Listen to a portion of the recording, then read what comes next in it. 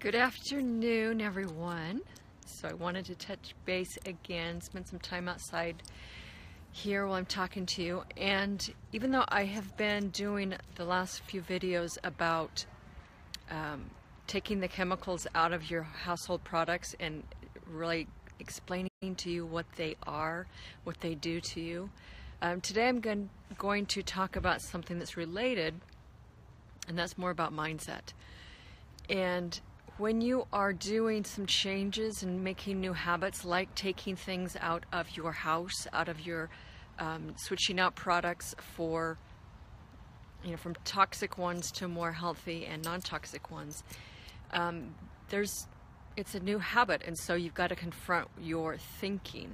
And this is also especially true when you're changing your diet, because a lot of the chemicals that I'm talking about, or that I will be sharing with you, are also found in food. And so when you're talking about taking the chemicals out of your diet, then it opens up a whole other can of worms that you really have to look at your mindset and your emotional component in order to really make those changes. This comes up when you're taking out products out of your house, like your bathroom products, your personal care and cleaners. But it's much more amplified with your diet. In any case, it's still the same kind of a thing, because you've got to look at your thinking, your mindset, your emotions about the whole thing. Because when you're making a change of habit, even if it's just a small thing of switching out brands, then it does bring up the emotional, mental component that kept that old habit entrenched or habituated into your life. And so whenever you're making a change, then the emotions are going to come up. So how often happens is, hey Pat, what often happens is, so you make a decision, you're going to switch out this and this and this out of your house. And you do that, and then you inevitably hit a wall, or you fall down and stumble, and that's the cue or the clue for you to start really looking at your mindset. Because so much of the default that we go into when we flub up, or we think that we've flubbed up, is that we start to become really critical on ourselves and say, oh, I shouldn't have done this, and I'm doing more harm than good to myself. And there's this whole litany of self-punishment, self-criticism that we go into. This, as I'm thinking about or talking about this also really applies when you're taking out animal products out of your diet. When I talk to vegans and vegetarians in various groups, then this comes up a lot, because it does take a time to change lifestyle habits and patterns and behaviors. And switching out household products is no different. So the immediate thing is we go into, beating ourselves up, criticism, I shouldn't have done this, you feel guilty, and on and on. And what I want to offer you is that, even though you feel that, rather than letting it spiral down into a self-destructive, negative path, stand back and look at that and say, how can I use this falling down, if you want to call it that, productively? What can I learn from this? How can this help me? And so that's when you have to really start looking at, what's your mindset? What are your emotions about that particular habit, the thing that you're wanting to change? And more importantly, what is that your feelings and thoughts you have about yourself? Because that's ultimately what it comes down to. It's how do you feel about you? And to the degree to which you love and respect you love and you respect your body.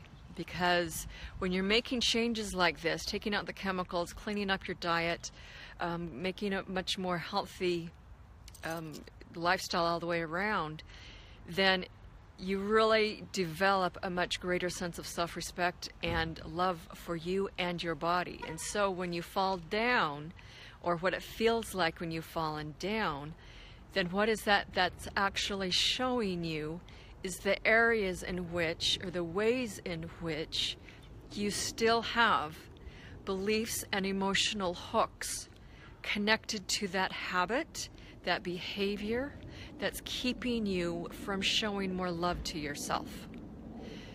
And so if you don't recognize that pattern for what it is, then it's too easy to fall into it and get lost in this downward suck hole of negativity and self-criticism and beating yourself up, and then you quit. Okay? So pay attention to that and just check in when you're hitting up against a wall of, oh, I said I was going to make this change, and now 3 steps into it, then I hit a wall or I've fallen down.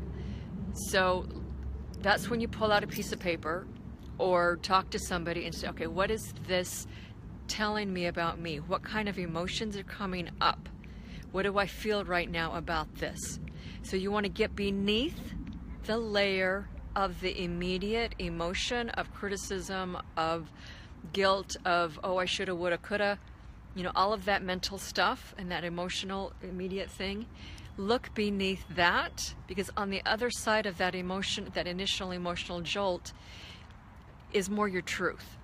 And that's where you're going to find the emotion and the belief that's hooked you into that old pattern of behavior. And so when you can start identifying that and feel whatever emotion it was that hooked you into that old pattern of eating crappy food, of doing things that are not healthy for you, then you're more conscious, and then you can say, oh, now I get this. This is what I've been doing. This is why I've been doing it. I don't need to do it anymore. I can form a different belief about myself and about this way in which I live.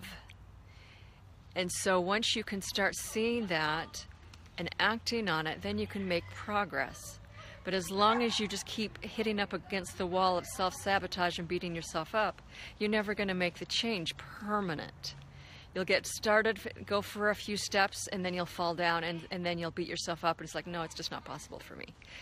And then you'll just go deeper into loops of not having much confidence and belief in yourself, which is ultimately loving yourself. All right? So I hope that makes sense. Just things to become aware of. I've done a lot of this kind of work as far as identifying what am I thinking, what am I feeling, how is this showing up in my life through these patterns, through these habits, through this food that I eat. So I've done a lot of that work, and so I can recognize a lot of the places where you trip up and fall and the loops of stuff that you say to yourself. So if you would like some support in this, if you have questions about how can I become more aware of or in tune with the emotional hook that's keeping me stuck, then I'd be happy to offer some suggestions, some insights, some help. Because like I said, I've been doing this kind of work, internal work, mindset work, for 20 years. And I have a lot of experience and a lot of tools to share with you. So, that being said, let me know what about this video that I shared stood out for you the most. What kind of things do you currently feel like you're getting tripped up over in wanting to make some more healthy changes with your life? And I'd be happy to offer some suggestions and some tips for you. All right? So feel free to share this as well with your friends and anybody who you know is is in process of making some healthier choices and making new habits in living a more healthy, chemical-free life, and hopefully this will help them as well.